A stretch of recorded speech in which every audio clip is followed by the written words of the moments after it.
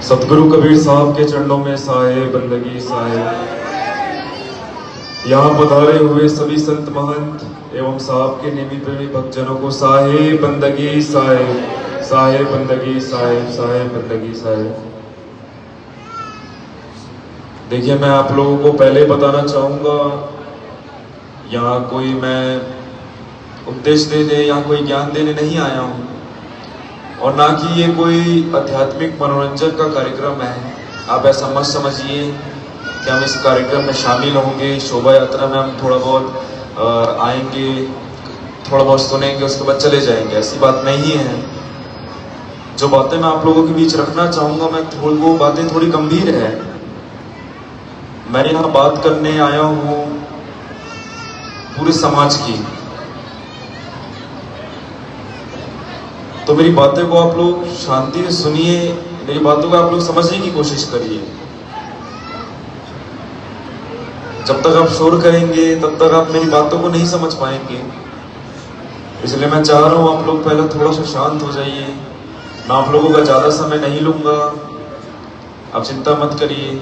आप लोगों को काफ़ी तकलीफ हो रही है, काफ़ी गर्मी है, मैं समझ रहा हूँ इस बात को, तो मैं अपनी बातें संक्षेप में रखने की कोशिश करूँगा।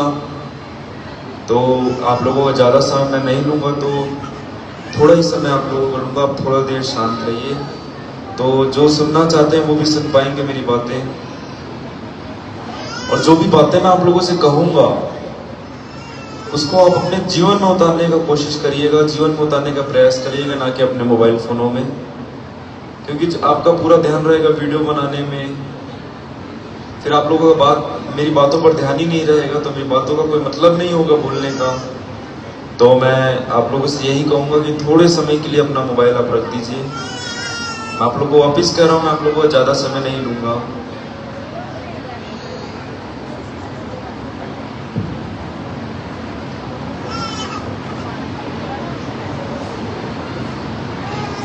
देखिए, मैं यहाँ बात करने आया हूँ हमारे समाज की। जो हमारे समाज में जितनी समस्या आ रही है, जितनी परेशानी आ रही है, मैं किस समाज की बात कर रहा हूँ?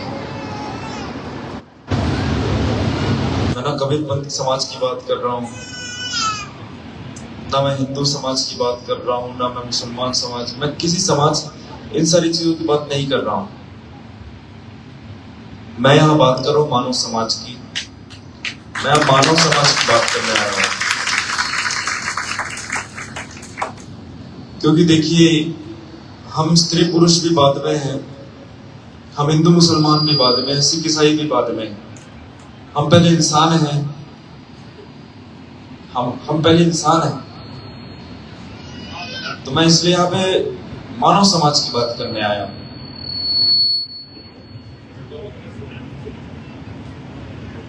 आप लोग देखते हैं हमारे समाज में हम जैसे दिखने वाले, हमारे जैसे दिखने वाले इंसानों के शरीर में ही, इंसानी शरीर में ही कुछ दानव प्रकार के लोग भी होते हैं, राक्षस प्रजाति के लोग भी होते हैं। तभी तो हमको सुनने में आता है कि यहाँ बलात्कार हो गया किसी का, यहाँ चोरी हो गई, यहाँ किसी का कत्ल हो गया, ऐसी सारी चीजें हमको सुनने आती है। किसी का तो फ्रॉड हो गया, ढोंग हो गया, यहाँ करप्शन हो रहा है, ये ऐसी बहुत सारी चीजें हमको सुनने में आती है। तो ये क्यों होता है? क्यों होता है? इसका कारण क्या है? इसका कारण क्या है? आपने विचार किया कभी? इसका कारण सिर्फ एक है, सिर्फ एक ही इसका कारण है, वो है स्वार्थ। स्वार्थ, स्वार्थ इस चीज का कारण है। जिस जगह में स्वार्थ होना नहीं चाहिए, उस जगह में स्वार्थ अब आ चुका है। परमात्मा की भक्ति करने में भी स्वार्थ आ चुका है। और सबसे ज्यादा बुरी स्थिति हमारे देश में जो है वो है चिकित्सा की लाइन में। चिकित्सा की लाइन में आप देखिए, कोई इमरजेंसी है, किसी पेशेंट को हम हॉस्पिटल ले गए, किसी को हार्ट अटैक आया कि कुछ भी आया, वो गरीब आदमी है, गरीब आदमी है वो, लेकिन बात तो ये, वो गरीब आदमी भी चाहेगा कि भाई मेरा अच्छा इलाज हो, मेरे पिता का अच्छा इलाज हो, मेरी माता का अच्छा इलाज हो, मेरे बच्चे का अच्छा इलाज हो, मेरा खुद का अच्छा इलाज हो। वो तो यही चाहेगा ना, ऐसा तो नहीं चाहेगा भाई कि कहीं भी हो जाए मेरा इलाज, ऐसा नहीं, वो तो चाहेगा कि मेरा अच्छा इलाज हो। तो वो तो कोई अच्छे हॉस्पिटल में जाएगा, जो नामी हॉस्पिटल होंगे शहर के, वहां वो जाएगा। वहां जाके पहले बोला जाएगा इतनी फॉर्मेलिटीज आप लोग पहले करो, 50,000 1 लाख रुपए आप पहले एडवांस जमा करो, ये सोच के जाएगा। चलो वो जमा भी कर दिया, 50,000 एडवांस जमा कर दिया। और उसके बाद हॉस्पिटल में जो एक दिन का जो वो फीस है, जो भी कहते हैं, एक बेड का वो होता है कहीं 50,000, कहीं होता है 1 लाख, कहीं होता है 2 लाख, इतने ऐसे रेट होते हैं। तो जो व्यक्ति ये सोच रहा है कि भाई चलो मैं कम से कम 2 लाख का इलाज, 2 लाख का इंतजाम कर लूंगा, कहीं से उधार ले लूंगा, मेरा इलाज हो जाएगा, मेरे पिता का इलाज हो जाएगा, मेरे बच्चे का इलाज हो जाएगा, मेरी माता का इलाज हो जाएगा, मेरी पत्नी का इलाज हो जाएगा, मेरे पति का इलाज हो जाएगा। 2 लाख में, अब देखो गरीब आदमी के लिए तो बहुत बड़ी रकम है, 2 लाख बहुत बड़ी रकम है। फिर उसको ये पता चलेगा भाई कि एक दिन के बेड का कीमत ही भाई 50,000 है, 1 लाख है कहीं, तो वो क्या करेगा बेचारा? वो तो इस उम्मीद से आया कि भाई चलो 2 लाख रुपए में कम से कम इलाज तो हो जाएगा, वो इस उम्मीद से आएगा। लेकिन वहां जाके उसको पता चलता है भाई नहीं, पहले तो आपको 50,000 1 लाख रुपए एडवांस जमा करना है, उसके बाद आपको हर दिन का अलग देना है 50,000 1 लाख। फिर वो जाएगा कोई सरकारी हॉस्पिटल में जाएगा, सरकारी अस्पताल में जाएगा, वहां क्या हालत देखते, गरीब आदमी तो वहां इतने भरे हो जाते हैं, इतने भर जाते हैं। एक हॉल में जहां कैपेसिटी है 20 लोगों की, और 30 लोगों को भरा जाएगा, 40 लोगों को भरा जाएगा। अब पेशेंट तो भाई कमजोर है, उसको तो भाई साफ सफाई में रखना होगा, वही कचरा है, ये है, दुनिया भर की चीजें, वो तो और उसको तो और बीमार पड़ता रहेगा वो।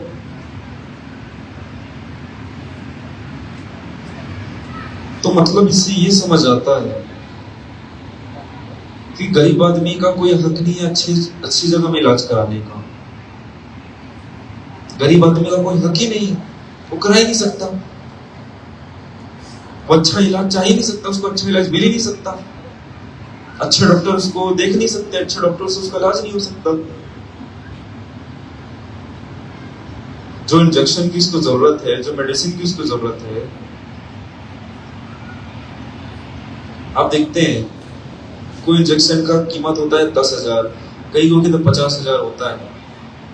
आप देखिए कोरोना आया था, कोविड आया था, आप उसमें बहुत बड़ा उदाहरण ले सकते हैं, आदमी के मजबूरी का कितना फायदा उठाया गया।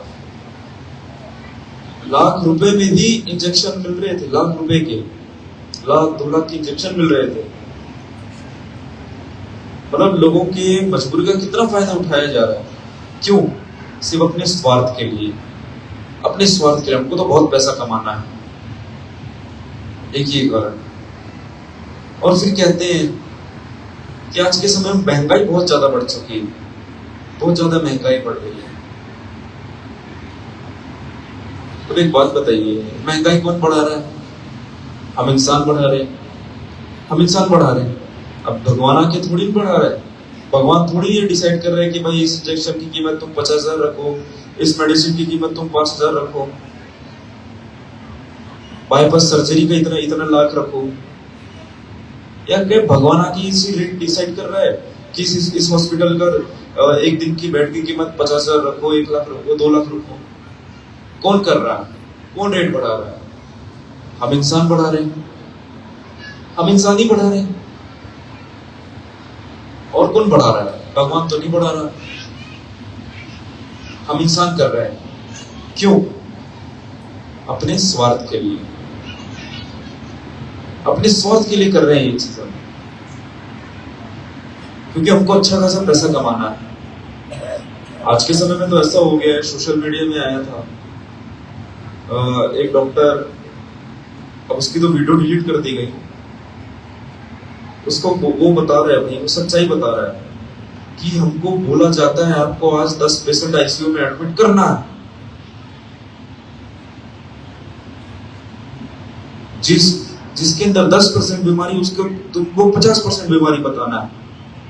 उसको एक दिन में ठीक हो सकता है, उसको तुम 4 दिन में ठीक करना है। ऐसी सारी चीजें वो रिवील कर रहा था, और ऐसी सारी चीजें हमको पता है पहले से, ऐसा होता है, हम सबको पता है। तो आप देख सकते हैं इस लाइन में भी कितना बड़ा बिजनेस बन चुका है ये लाइन। और कितना ज्यादा स्वार्थ जुड़ चुका है। आज के समय में जो डॉक्टर बनता है वो इस विचारधारा से बनता है कि चलो भाई मुझे अच्छा खासा पढ़ाई करके डॉक्टर बनना है, मुझे फिर अच्छा खासा पैकेज मिलेगा, 50 लाख का, 1 करोड़ का, करोड़ों में पैकेज मिलेंगे। हमारे भारत में कोई विदेश में जाके हम जाएंगे, विदेश में अच्छा स्कोप है, विदेश में अच्छा हमको पैकेज मिलेगा करोड़ों का, कितने हजारों डॉलर्स का। ये एक मानसिकता बन चुकी है आज के डॉक्टरों की। मैं सबकी बात नहीं कह रहा, लेकिन अधिकतर ऐसा ही कर रहे हैं कि भाई हमको भाई और अच्छा खासा पैकेज चाहिए, अच्छा खासा पैकेज चाहिए हमको। हमने जो इतनी पढ़ाई करी है उसको वसूलना भी तो है हमको, उसके बाद अच्छा खासा हमको अपना सेटल भी तो होना है, अपने बच्चों को सेटल करना है, अपने आप को सेटल करना है, सबको सेटल करना है, अच्छा घर लेना है, अच्छी गाड़ियां लेनी है।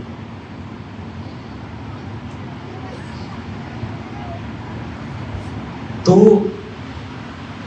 इससे ये समझ आ रहा है कि हमारे अंदर स्वार्थ कितना ज्यादा घुस चुका है, स्वार्थ का कितना ज्यादा प्रभाव है हमारे अंदर, हमारे जीवन में कितना ज्यादा स्वार्थ है, हमारे अंदर कितना ज्यादा स्वार्थ है। आप खुद विचार करिए।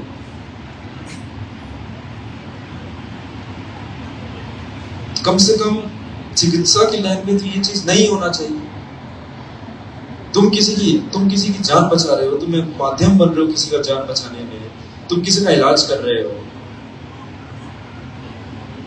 पेशेंट तुम पर भरोसा कर रहा है, एक उम्मीद से है कि भाई मेरा अच्छा इलाज हो जाएगा, मैं जल्दी ठीक हो जाऊंगा, मेरे पिता अच्छे से ठीक हो जाएंगे, जल्दी ठीक हो जाएंगे, मेरी माता जल्दी ठीक हो जाएगी, मेरे बच्चे जल्दी ठीक हो जाएंगे। एक उम्मीद के साथ आ रहा है,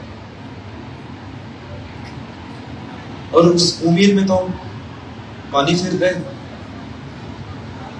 जो आस हमसे लगाए बैठे हैं वो लोग, जो हम पे भरोसा कर वो तो तोड़ रहे हैं। बीमारी छोटी से हम उसको बड़ा बना के आईसीयू में डाल रहे हैं। क्यों कर रहे हैं? क्या है इसके पीछे का कारण? स्वार्थ। स्वार्थी तो कारण है, स्वार्थ की वजह से तो ये सारी चीजें हो रही है। ये बात रही चिकित्सा की। अब बात आती है परमात्मा की भक्ति करने में, परमात्मा की पूजा करने में। हम मंदिर जाते हैं, हम कहीं मंदिरों में 50,000 51,000 दान कर रहे हैं, कहीं जितना भी दान कर रहे हैं, हम फल दे रहे हैं,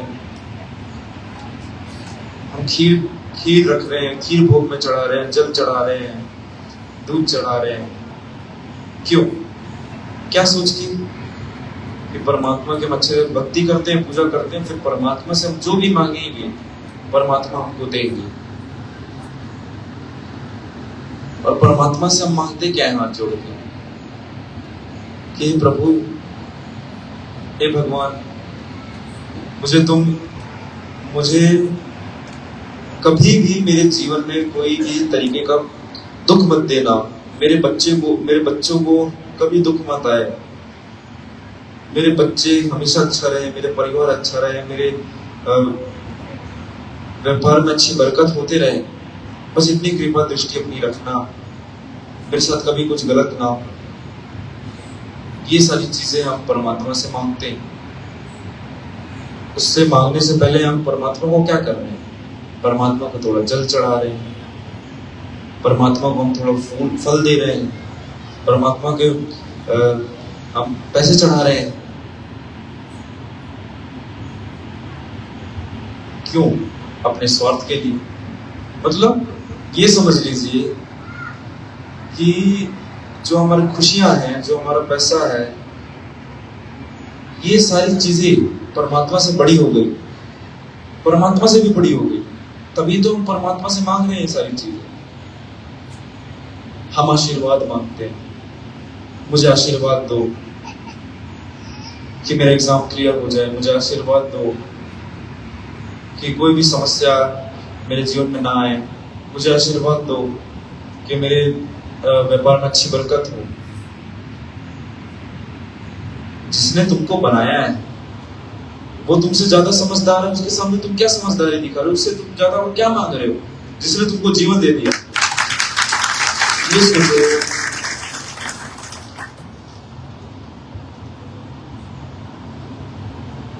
तो हम इतना ज्यादा स्वार्थ के लिए अपना सब कुछ कर रहे हैं। हम परमात्मा की पूजा भी स्वार्थ के लिए कर रहे हैं। अगर हमारे जीवन से दुख हट जाए, सारी समस्या हट जाए, तो क्या हम परमात्मा को याद रखेंगे? नहीं रखेंगे। परमात्मा क्या होता है हम भूल जाएंगे। अरे परमात्मा क्या, हमको नहीं पता, हम नहीं जानते परमात्मा को। कौन है परमात्मा? नहीं पता।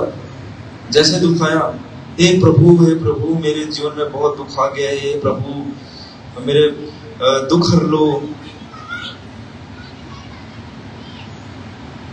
ये सारी चीजें हम करते हैं। क्यों? अपने स्वार्थ के लिए। मेरी बात समझ रहे हैं आप? जो मैं कहना चाह रहा हूं आपको इसे। तो कितना ज्यादा हमारे जीवन में स्वार्थ है, हमारे अंदर कितना ज्यादा स्वार्थ है।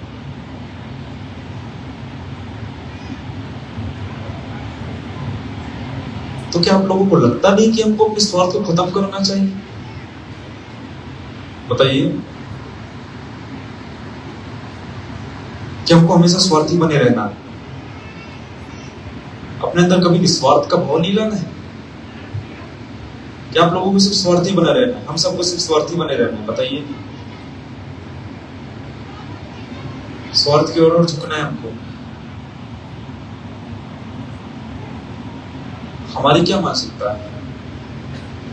अरे चलो जो भी हो रहा होता रहेगा भाई, हम तो अपने काम में लगे रहते हैं। कौन मर रहा है, क्या हो रहा है, हमको क्या है, जाने दो।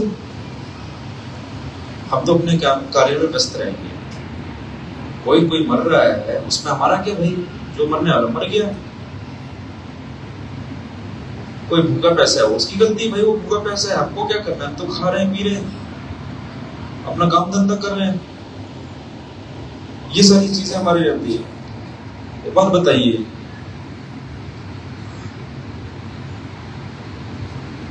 हम घर से अपने निकलते हैं, ऐसे पर मंदिर जा रहे हैं, बड़ी थौल में फल रखे, जल रखे, थोड़ा खीर रखे, दूध रखे, थोड़े पैसे रख दिए, ऐसे ले जा रहे हैं कि आज तो मंदिर जाना है, अब जाके परमात्मा की पूजा करूंगा, उसके बाद अपने काम में निकल जाऊंगा, कॉलेज निकल जाऊंगा।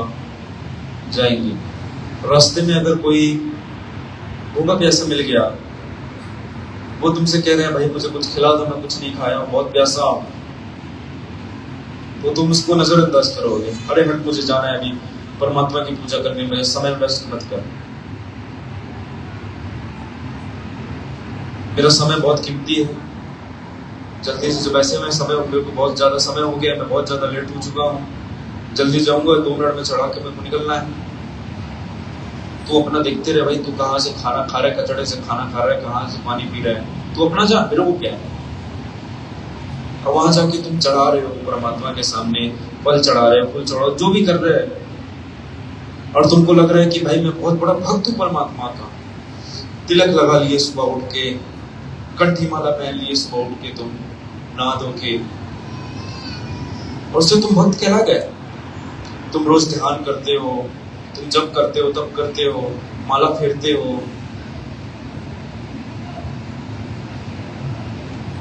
हाथ सुमरनी पेट कतरनी, पढ़त भगवत गीता, हृदय शुद्ध किया नहीं बोले, कहत सुनत दिन गीता। सतगुरु कबीर साहब का वचन है। हृदय शुद्ध किया ही नहीं है, अपना चरित्र तूने सुधारा ही नहीं है, तू ना ईमानदार है, तू ना नेक है, तेरे अंदर राग द्वेष है, किसी के प्रति तू गलत भाव रख रहा है, और तू जाके मंदिर में ये सारी चीजें कर रहा है, चंदन लगा रहा है, कंठी पहन रहा है, ये सारी चीजें कर रहा है। क्या इससे परमात्मा तुम्हारे प्रसन्न हो जाएंगे? क्या तुम्हें जो चाहिए वो तुम्हें मिल जाएगा? नहीं मिलने वाला, नहीं मिलने वाला। ना हरि दीजिए जब तक कि ना काया के जारे, ना हरि दीजिए देती धोती, ना पांचों के मारे। जब तब करने से, ध्यान साधना करने से, और ये जो सारी प्रक्रिया होती है, इन सब का तभी अर्थ लगता है, तभी इन सारी चीजों का मतलब होता है जब तुम्हारा हृदय शुद्ध है, तुम्हारा चरित्र साफ है, तुम किसी के प्रति गलत भाव नहीं रख रहे हो, तुम नेक हो, तुम ईमानदार हो, तभी तो इन सारी चीजों का मतलब है। और तुम इधर जाके आरती कर रहे हो, पूजा कर रहे हो, अगरबत्ती जला रहे हो, बारी बार तुम सारे आचरण में रख रहे हो कि भाई मैं तो बहुत बड़े परमात्मा का भक्त हूं, और अंदर ही तुम किसी के बारे में गलत सोच रहे हो, हर चीज अपने स्वार्थ के लिए सोच रहे हो। कहां से परमात्मा की भक्ति कहलाएगी? नहीं कहलाएगी। भूल जाओ, भूल जाओ ये चीज। कर रहे हैं तो हम अपने स्वार्थ के लिए कर रहे हैं, दिखावे के लिए कर रहे हैं, स्टोरी डालना है, हमको स्टेटस लगाना है कि भाई हम देखो कितने बड़े भक्त हैं परमात्मा के, ये चीज करते हैं हम। आप इस कार्यक्रम में आप वीडियो बना लो, फोटो देखो, हम तो आध्यात्मिक कार्यक्रमों में भी जाते हैं, प्रवचन सुनते हैं, भजन सुनते हैं, कथाएं सुनते हैं। हमसे बड़ा भक्त दुनिया में और कोई भी नहीं है, कोई भी नहीं है। ये करते हैं, और जाने के बाद कहीं तुम चिकन खा रहे हो, दारू पी रहे हो, सिगरेट पी रहे हो, अंडा खा रहे हो, मांस खा रहे हो। उसमें भी क्या कहते हैं? अपने बचाव के लिए, अपने बचाव के लिए क्या कहते हैं? नहीं, हम गाय को तो नहीं खाते, गाय तो हमारी माता है, गाय तो हमारे लिए बहुत पूजनीय है। हमारे भारत देश में गाय की पूजा करी जाती है। हम सोच भी नहीं सकते गाय को खाने के लिए। हाँ जरूर अपनी बॉडी बनाने के लिए चिकन जरूर खा लेता हूँ, 1 किलो 1 केजी का चिकन जरूर खा लेता हूँ, अंडे जरूर खा लेता हूँ, बॉइल्ड एग जरूर खा लेता हूँ, मीट जरूर खा लेता हूँ, बकरी जरूर खा लेता हूँ, लेकिन गौ माता को नहीं खाता। वो तो मेरे लिए बहुत ज्यादा पूजनीय है। मंगलवार को तो मैं सोचता भी नहीं इस बारे में कभी। देखिए मैं एवरेज काउंट बता रहा हूँ रोज का, एक दिन में एक एवरेज बता रहा हूँ, एक दिन में 200 से 300 गाय को मार के खाया जाता है, 800 से 900 बकरियों को मार के खाया जाता है, लाखों में मुर्गियों को खाया जाता है, अंडे और मछली की कोई गिनती नहीं है। एक दिन की बात है, ऐसा रोज होता है, रोज होता है। हम गाय को नहीं खा रहे, लेकिन बकरी तो खा रहे हैं, चिकन तो खा रहे हैं, मांस सब एक है। क्या बकरी क्या गाय, यह जगंदा हो रहा जानबूझकर खाए। कबीर कहते हैं ऐसा, यह जगंदा हो रहा जानबूझकर खाए। मांस तो सब एक ही है, क्या बकरी क्या गाय। क्यों? इसमें भी हमारा स्वार्थ है, हमको स्वाद चाहिए, हमको अपना शरीर अच्छा करना है, अच्छी बॉडी बनानी है। इसमें बहुत ज्यादा प्रोटीन रहता है, हमको बहुत ज्यादा प्रोटीन की जरूरत है। ये सारी चीजें हम करते हैं, क्यों? अपने स्वास्थ्य के लिए। कितना ज्यादा आप देख सकते हैं, खुद विचार कर सकते हैं, कितना ज्यादा हमारा स्वार्थ जुड़ा हुआ है हर चीज में, कितना ज्यादा हर चीज में हमारा स्वार्थ जुड़ा हुआ है। हर एक चीज में ऐसी कोई चीज नहीं है जिसमें स्वार्थ नहीं जुड़ा, हर एक चीज में स्वार्थ जुड़ा है। तो क्या आप लोग बताइए, आपके यहाँ बहुत सारे छोटे बच्चे भी बैठे, उनके माता पिता भी बैठे हैं, मैं आप लोगों से पूछता हूँ, क्या आप लोग अपने बच्चों को स्वार्थी बनाना चाहते हैं? बताइए। दो चार लोगों को नहीं बनाना,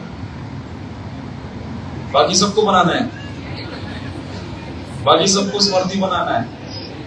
चलिए बना दीजिए, आपके बच्चे, आपकी मर्जी। देखिए, एक बात और कहता हूं मैं, जो कम पढ़े लिखे हैं, जिन तक सच अच्छे शिक्षा नहीं पहुंच पाती है, जो शिक्षा ले नहीं पाते हैं, काफी लोग होते हैं, काफी गरीब लोग भी होते हैं, और कई शिक्षित लोग भी होते हैं। बहुत से शिक्षित लोग भी आज के समय में होते हैं जो चमत्कार को नमस्कार करते हैं, चमत्कार को नमस्कार करते हैं। अब मैं आप लोगों को एक बात बताना चाहूंगा, मैं हर जगह कहता हूँ ये चीज, मैं यहाँ भी कह रहा हूँ, जो हमारे भगवान हो रहे हैं, जो मैं तुम्हारे सर में हाथ रखता हूँ, तुम पढ़ाई तुम्हारी अच्छी होगी। कौन कहता है कि भाई बेलपत्ती में तुम शहद लगा के शिवलिंग में चिपका दो तो तुमको पढ़ने की जरूरत नहीं, पास हो जाओगे? कौन कह रहा है? जब स्वयं भगवान राम चिकित्सा के साथ जा रहे हैं अपने भाई का इलाज कराने के लिए, वैद्य को बुला रहे हैं, इलाज करा रहे हैं अपने भाई का। और आज के समय में हम क्यों ऐसा कर रहे हैं? क्यों इतना ज्यादा चमत्कार पे नमस्कार कर रहे हैं? क्यों? हमको मेहनत नहीं करनी है, किसी चीज में हमको मेहनत नहीं करनी है। अरे भाई, आप किसी रेस में दौड़ रहे हैं, आपको जीतना है, आप चलिए आशीर्वाद लेकर आए, कोई मंदिर गए, कहीं बाबा जी के पास गए, आशीर्वाद, मुझे आशीर्वाद दे दो, मुझे आज रेस है, मेरा आज रेस है, मुझे आज जीतना है, ऐसा आशीर्वाद बनाए रखना। तो बोलेगा तथास्तु, तुम जरूर जीतोगे, आशीर्वाद दे दिया। और फिर ये अब ऐसा सोचोगे, चलो मुझे तो आशीर्वाद मिल गया है, अब मैं ऐसे बैठे भी रहूंगा तो अपने आप मैं जीत जाऊंगा रेस। ऐसा होने वाला है? नहीं होने वाला।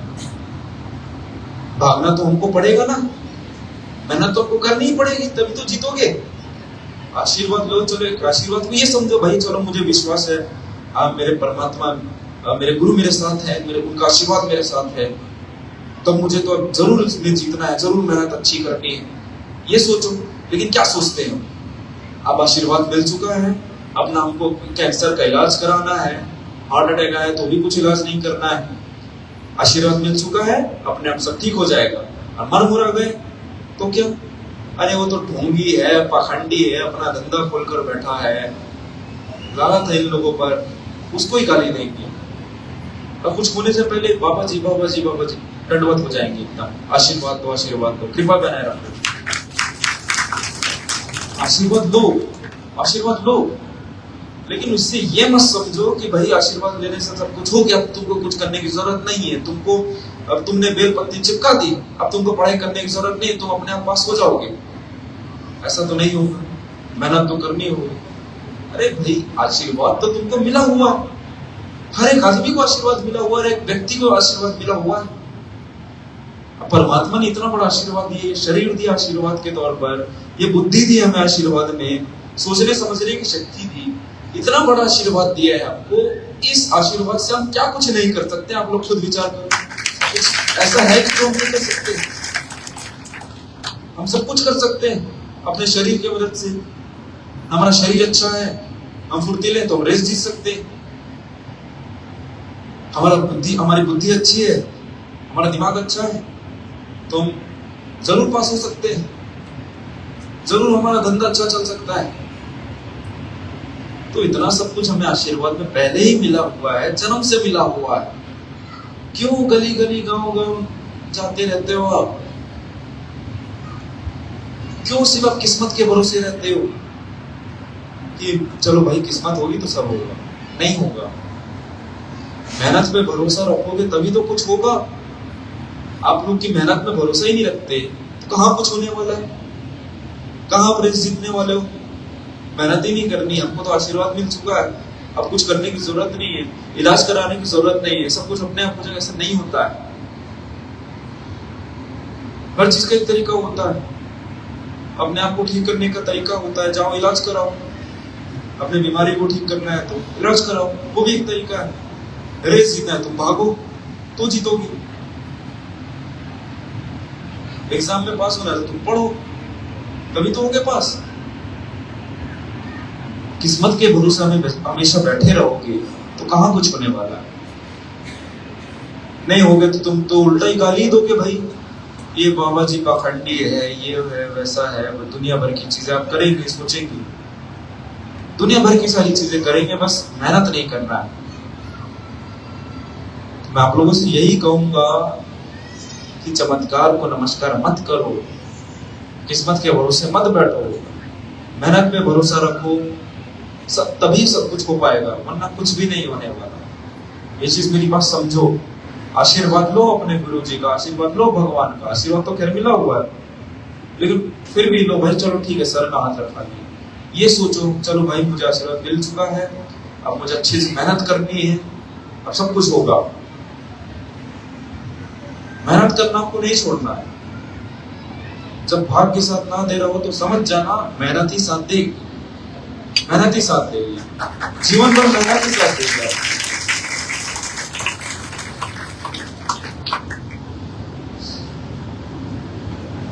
और अब स्वार्थ के लिए सब कुछ करेंगे तो कोई मतलब भी नहीं है। अब देखिए, मैं बहुत लोगों से पूछा आपका लक्ष्य क्या है, आपका लक्ष्य क्या है? तो कोई कहा भाई मुझे डॉक्टर बनना है, वही मेरा लक्ष्य है। कोई कहता है मुझे वैज्ञानिक बनना मेरा लक्ष्य है। कोई कहता है नेता बनना मेरा लक्ष्य है। कोई कहता है पुलिस वाला बनना मेरा लक्ष्य है। डॉक्टर बनना, पुलिस बनना, नेता बनना, वैज्ञानिक बनना, ये तो सारे रास्ते हैं, ये तो सारे रास्ते हैं। लक्ष्य क्या है आपका? लक्ष्य क्या है? सेवा, सेवा हमारा लक्ष्य है। कैसे? डॉक्टर बनेंगे, किसी का इलाज कराएंगे, किसी को नया जीवन तो परमात्मा देंगे, लेकिन हम एक माध्यम बनेंगे, किसी का इलाज करेंगे, तो भी एक सेवा हुई। हम पुलिस वाला बनेंगे, पुलिस वाला बनकर हम लोगों की सुरक्षा करेंगे, वो भी एक सेवा है भाई, लोगों की सुरक्षा करने की सेवा। वैज्ञानिक बनेंगे, हम नए नए आविष्कार करेंगे। हम आविष्कार किसके लिए करेंगे? लोगों के लिए करेंगे भाई, लोगों को अच्छी सुविधा हो, वो भी एक सेवा हुई। हम नेता बनेंगे, नेता बनकर भी हम जो बेरोजगार उनको हम रोजगार दिलाएंगे, अपने क्षेत्र का विकास करेंगे, ये भी एक सेवा हुई। तो डॉक्टर बनना, पुलिस बनना, इंजीनियर बनना, ये सारे रास्ते, हमारा लक्ष्य तो सेवा है। और जब हम सारी चीजें सेवा का भाव लेके करेंगे ना, तो जरूर सारी चीजें होंगी। अगर आप चलो मान लो आपको डॉक्टर बनना लक्ष्य है आपका, डॉक्टर बनना आपको अपना लक्ष्य बना लोगे। अगर आप नहीं बने, देखिए अब आपने सोच लिया कि भाई डॉक्टर बनना मेरा लक्ष्य है, तो एक प्रेशर आ गया दिमाग में कि भाई मेरा लक्ष्य, मुझे तो बनना है किसी भी हाल में, किसी भी हाल में मुझे डॉक्टर बनना है। और नहीं बने तो तुम ये सोचोगे यार मैं तो हार गया जीवन से, मेरा इतना समय बर्बाद हो गया, अब मैं क्या करूँगा, कैसे होगा, फिर डिप्रेशन में जाओगे, फिर सुसाइड होगा, ये दुनिया भर की चीजें होगी। क्यों? क्योंकि हमने अपने रास्तों को ही अपना लक्ष्य समझ लिया है। अगर आप ये सोच के करोगे, और एक चीज और आपको दिमाग में प्रेशर आ गया भाई कि हमको तो भाई डॉक्टर बनना ही है, हमारा लक्ष्य डॉक्टर बनना, ये बहुत बड़ा प्रेशर है। प्रेशर से कोई भी चीजें नहीं होती, तनाव से कोई भी चीजें नहीं होती। आप ये सोचेंगे भाई मैं कुछ भी बनूं, कुछ भी करूं, मुझे करनी तो सेवा ही है, तो आपका पूरा दिमाग फ्री रहेगा भाई, मुझे करनी तो सेवा है, मैं चाहे कैसे भी करूं। जब आपका दिमाग पर कोई प्रेशर ही नहीं रहेगा तब आप जरूर कुछ ना कुछ कर पाओगे। मैंने कहा प्रेशर से कुछ नहीं होने वाला, जब तक प्रेशर रहोगे कुछ नहीं होगा। आपका तो दिमाग फ्री हो गया, कोई टेंशन ही नहीं भाई, आप तो क्लियर हो गए रास्ते और लक्ष्य में। उसके बाद आप करोगे मेहनत तो जरूर हो पाएगी ये चीजें। आप डॉक्टर की पढ़ाई करो, डॉक्टर बनोगे। क्यों? क्योंकि मुझे डॉक्टर बन के सेवा ही करना है। ये सोच के करोगे तो आपके जीवन में कभी भी स्वार्थ नहीं आएगा। ये चीज समझना, आपके जीवन में कभी स्वार्थ नहीं आएगा। हमको, मैंने आप लोगों को बताया अभी स्वार्थ के बारे में, जो भी सारी चीजें स्वार्थ की वजह से हो रहा है, तो हमको अपने जीवन से स्वार्थ हटाना बहुत जरूरी है। हमको कोई पद मिल जाता है, कहीं पहुंच जाता है, हमारे अंदर अहंकार भी आ जाता है बहुत बड़ा। अरे हम तो इस पार्टी के नेता हैं, हमारे तो इनसे बहुत कॉन्टेक्ट है, हम तो इस पद में, हमारे पास इतना पैसा है, मैं तो भगवान से बड़ा हो गया। कौन है भगवान मेरे सामने? कुछ नहीं। ऐसा अहंकार आ जाता है, पद का अहंकार, पैसों का अहंकार, स्वार्थ आता है। जब तक हमारे अंदर स्वार्थ रहेगा, अहंकार रहेगा, कुछ भी नहीं होने वाला। ये चीज हटाना जरूरी है। हमारे सतगुरु कबीर साहब कहते हैं, दया करो और धर्म को पालो, जग से रहो उदासी, अपना सा जीव सबको जानो, ताही मिले अविनाशी। सतगुरु कबीर साहब के साथी है, अपना सा जीव सबको मानो। दुनिया में जितने भी जो सांस ले रहे, चाहे इंसान हो, चाहे कोई जानवर हो, कोई सब जो भी सांस ले रहा है सभी जीवों में आता है। और हमारे सतगुरु कबीर, हमारे महापुरुष सबसे यही कह रहे हैं कि अपना सा जीव सबको मानो, सबके प्रति दया रखो, सबके प्रति दया का भाव रखो, सबके प्रति प्रेम का भाव रखो, तभी तो कुछ हो पाएगा। और दया का भाव, सबके प्रति दया, सबके प्रति प्रेम कब आएगा? जब हमारे अंदर से स्वार्थ जाएगा, हमारे अंदर से अहंकार जाएगा। और स्वार्थ और अहंकार कैसे जाएगा? जब हमारे अंदर विनम्रता आएगी। विनम्रता कैसे आएगी? जब हमारे अंदर सेवा का भाव आएगा। जब सेवा का भाव आता है तो हमारे अंदर विनम्रता आती है, तब हमारे अंदर से स्वार्थ और अहंकार हटता है। ये हटेगा तभी तो हमारे अंदर प्रेम आएगा सबके प्रति, तभी तो हमारे अंदर दया आएगी सबके प्रति, तभी तो हम एक चरित्रवान व्यक्ति बनेंगे, तभी तो हम ईमानदार व्यक्ति बनेंगे, तभी तो हम एक नेक इंसान बनेंगे, हम इंसान बनेंगे। ये चीज सोचो। मैं तो आपसे यही कहूंगा, अपने बच्चों का मत बोलो भाई कि आप पहले ये बनो वो बनो। अपने बच्चों को बोलो कि पहले तुम इंसान बनो, इंसान बनो पहले। तो मैं आखिर में यही कहूंगा आप लोगों से कि अपने बच्चों से आप रोज कुछ ना कुछ दान करवाइए।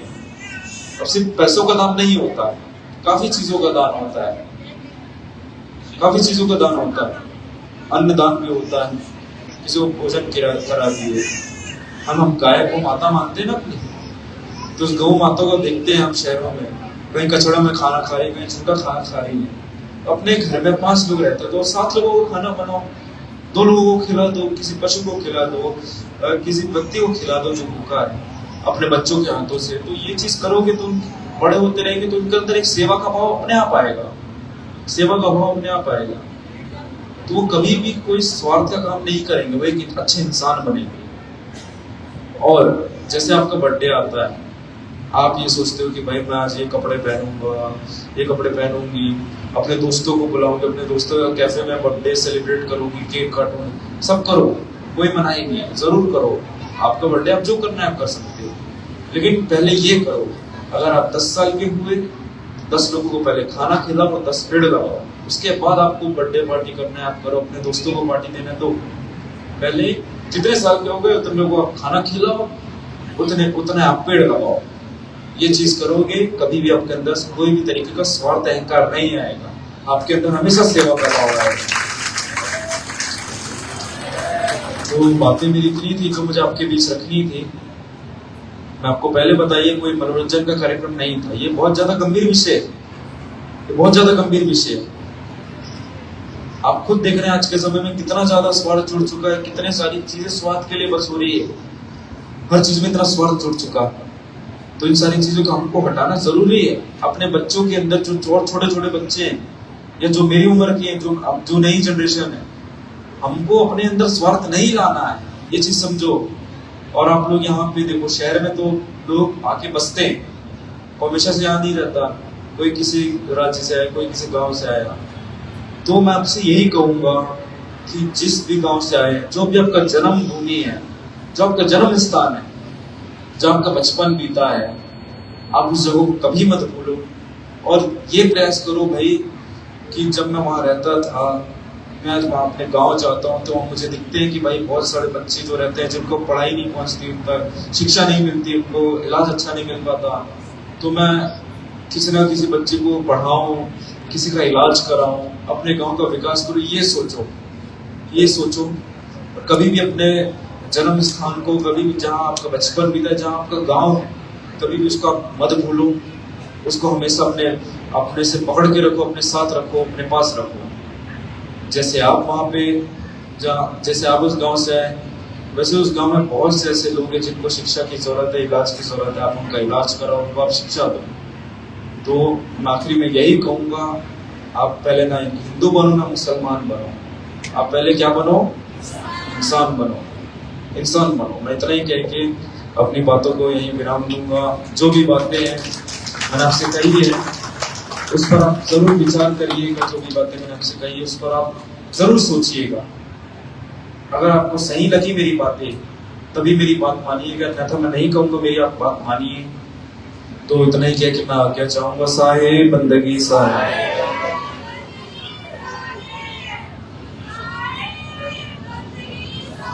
साहेब बंदगी साहेब। हमारे यहाँ पर जिला प्रतिनिधि एवं तहसील प्रतिनिधि बैठे हैं। मैं उनसे कहूंगा जो हमारा स्टॉल लगा है, सबसे पहले जिन लोगों ने दृष्टि पत्रिका नहीं खरीदी, सबसे पहले आप दृष्टि पत्रिका सबसे पहले लेंगे, अभी और इसी वक्त, ठीक है? और क्यों लेने बोल रहे हैं वो भी बता दीजिए। हाँ, देखिए मैं बता देता हूँ क्यों बोल रहे हैं। आप प्रतिनिधि हैं, तो जो दृष्टि पत्रिका है हमारी समर नवोदय का, जो हमारी मैगजीन है, उसमें केडीवी मिशन के बारे में सारी चीजें दी गई है। केडीवी मिशन क्या काम करता है, किन किन चीजों में काम करता है, क्या उसमें डिपार्टमेंट है, ये सारी चीजें उसमें दी गई है। तो आप लोग उसको पढ़ेंगे तो और अच्छे से समझ पाएंगे, इसलिए आप लोग को लेना जरूरी है। जितने प्रतिनिधि और जिनको भी लेना आप ले सकते हैं। ये कोई इसका एडवर्टाइजमेंट नहीं हो रहा है। अब ये मत समझिए कि आप किसका एडवर्टाइज कर रहे हैं, ये कर रहे हैं। आप एक बार पढ़िए और अच्छे से आप मिशन को समझ पाएंगे। और ये मिशन बन रहा है, ये मिशन का काम है एक संगठन बनाना, संगठन बना के लोगों की सेवा करना। तो उसमें अच्छे तरीके से दिया गया, आप उसको जरूर पढ़िए और अच्छे से समझ पाएंगे। तो इसलिए आप एक बार उसको लेकर पढ़िए।